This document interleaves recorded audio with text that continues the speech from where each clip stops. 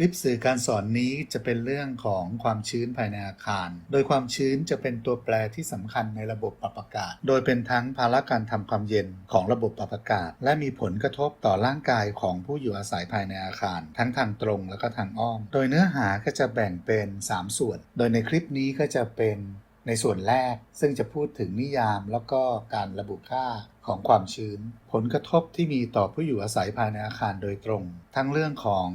คุณภาพอากาศภายในอาคารและความสบายเชิงความร้อนและจะแยกในคลิปถัดไปในส่วนที่2และก็ส่วนที่3เป็นเรื่องของผลกระทบของความชื้นต่อการเจริญเติบโตของมลพิษทางชีวภาพต่างๆซึ่งถือว่าเป็นผลกระทบทางอ้อมที่สุดท้ายก็จะมีผลกระทบต่อร่างกายของผู้อยู่อาศัยภายในอาคารส่วนสุดท้ายจะพูดถึงแหล่งที่มาของความชื้นและก็แนวทางการควบคุมต่างๆเนื้อหาในส่วนแรกจะเริ่มจากการศึกษาเกี่ยวกับอากาศชื้นหรือไซโครเมตริกก็จะแบ่งอากาศออกเป็น2ส่วนหลักก็คืออากาศแห้งหรือ dry air กับไอน้ำหรือ water vapor โดยอากาศแห้งก็จะเป็นอากาศที่ไม่มีไอน้ำอยู่เลยและมีองค์ประกอบที่ถือว่ามีค่าคงที่ก็จะประกอบด้วยไนโตรเจนออกซิเจนอาร์กอนคาร์บอนไดออกไซด์แล้วก็ก๊าซอื่นๆโดยเราจะมีสมมติฐานที่ว่าในกระบวนการต่างๆองค์ประกอบของอากาศแห้งเหล่านี้ก็จะไม่มีการเปลี่ยนแปลงโดยปกติไอน้ำก็จะเข้ามาผสมกับอากาศแห้งซึ่งเราจะเรียกว่าเป็นอากาศชื้นหรือ moist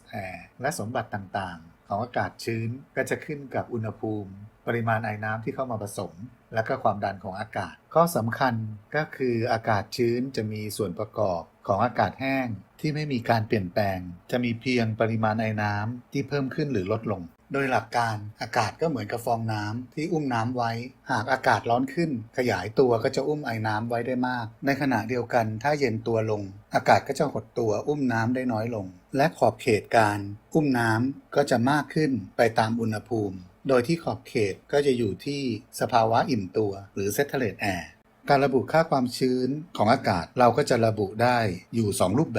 บบแรกเราจะระบุเป็นความชื้นจำเพาะหรือ humidity ratio หรืออัตราส่วนความชื้นหรือ specific humidity หรือบางทีก็จะเรียก absolute humidity สัญลักษณ์ก็จะเป็นโอเมก้าความชื้นจำเพาะก็จะเท่ากับสัดส่วนโดยมวลของมวลไอน้ำต่อมวลอากาศแห้งหน่วยก็เป็นกิโลกรัมไอน้ำต่อกิโลกรัมของอากาศแห้งหน่วยวัดหรือการระบุค่าความชื้นอีกแบบก็คือ relative humidity หรือความชื้นสัมพัทธ์ค่าความชื้นสัมพัทธ์ก็หาได้จากสัดส่วนของมวลไอน้ำที่มีอยู่ในอากาศขณะนั้นเทียบกับมวลไอน้ำที่จะมีได้มากที่สุดในอากาศที่อุณหภูมิเดียวกันนั้นซึ่งสัดส่วนนี้ก็จะมีความสัมพันธ์กับความดันย่อยของไอน้ำแล้วก็ความดันย่อยของอากาศแห้งโดยปกติสำหรับค่าความชื้นจำเพาะก็มักจะใช้นำมาคำนวณในด้านของพลังงานของอากาศชื้นซึ่งจะมีค่ามากหรือน้อยไปตามมวลของไอน้ำในอากาศส่วนความชื้นสัมพัทธ์ก็มักจะใช้กับการรับไอน้ำของอากาศความรู้สึกแห้งหรือชื้นของอากาศ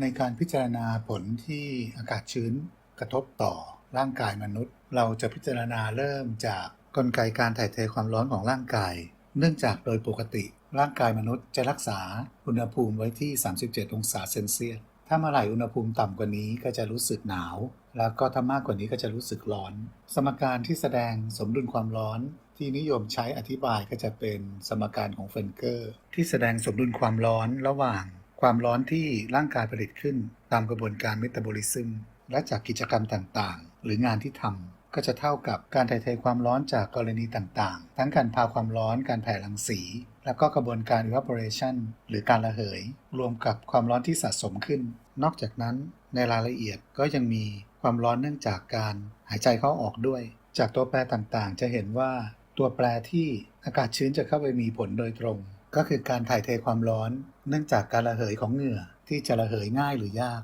ร่างกายของคนจะพยายามที่จะสมดุลความร้อนกลไกของการระเหยเหงื่อก็จะเป็นกลไกหนึ่งที่ใช้ระบายความร้อนโดยที่ร่างกายก็จะไม่รับรู้ว่าปริมาณไอน้ำในอากาศจะมีมากน้อยเท่าไหร่แต่รับรู้การระเหยของน้ำที่ผิวร่างกายว่าอากาศขณะนั้นชื้นหรือแห้งจากการระเหยของเหงื่อจึงเป็นการเหมาะสมที่จะระบุค่าความชื้นของอากาศในรูปแบบของค่าความชื้นสัมผัสในเรื่องที่เกี่ยวข้องกับความรู้สึกเช่น thermal comfort หรือ indoor air quality ซึ่งความชื้นสัมผัสก็จะเท่ากับสัดส่วนของความดันย่อยของไอน้ำกับความดันไอน้ำอิ่มตัวที่อุณหภูมินั้นซึ่งความดันย่อยของไอน้ำก็จะมีผลต่อการระเหยน้ำจากผิวของร่างกายและกระบวนการระเหยจะมากหรือจะน้อยก็ขึ้นกับว่าอากาศยังรับไอน้ำได้อีกเท่าไหร่ถึงจะอิ่มตัวที่ความดันย่อยเท่ากับความดันไอน้ำอิ่มตัวจึงมีความสัมพันธ์ในทิศทางตรงข้ามกันระหว่างอัตราการระเหยน้ำจากผิวกับค่าความชื้นสัมผัสนั่นก็คือถ้าค่าความชื้นสัมผัสต่ำอัตราการระเหยน้ำก็จะสูง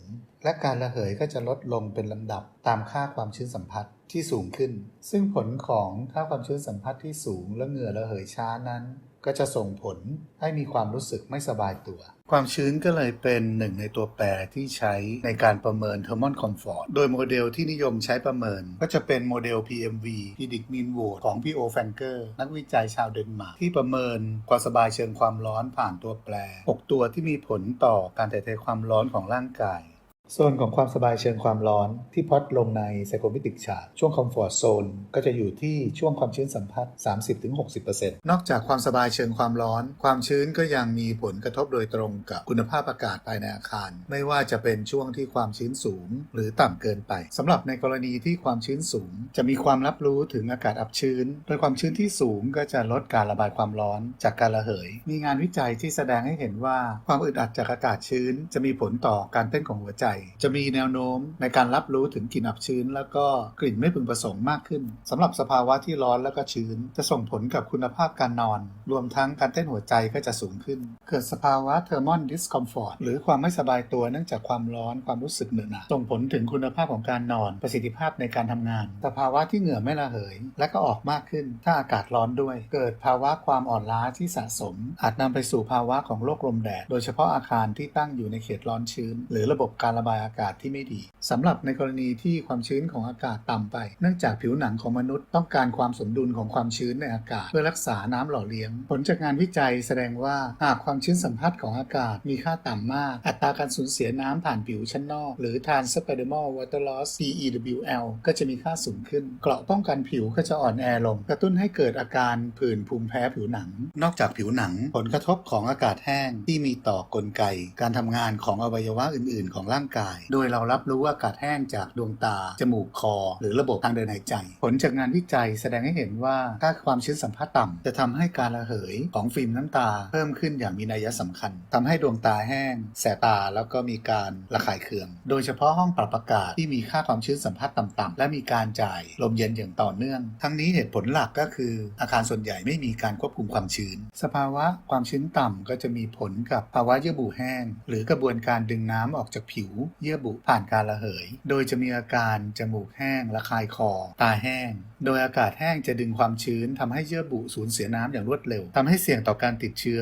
ทั้งไวรัสแบคทีเรียมีการกระตุ้นให้เกิดอาการหอบหืดอากาศแห้งกระทบต่อระบบทางเดินหายใจโดยจะทำให้ขาดความชุ่มชื้นส่งผลกับระบบ Mucociliary Clearance ที่เป็นกลไกการป้องกันตามธรรมชาติหลักของปอดโดยการดักจับเชื้อโรคหรือฝุ่นละอองด้วยเมือกและขจัดออกจากร่างกายด้วยขนซีเลียอากาศแห้งจะทำให้ชั้นเมือกแห้งหนืดขึ้นทำให้ประสิทธิภาพในการกำจัดอนุภาคลดลงก็จะทำให้ติดเชื้อได้ง่ายขึ้น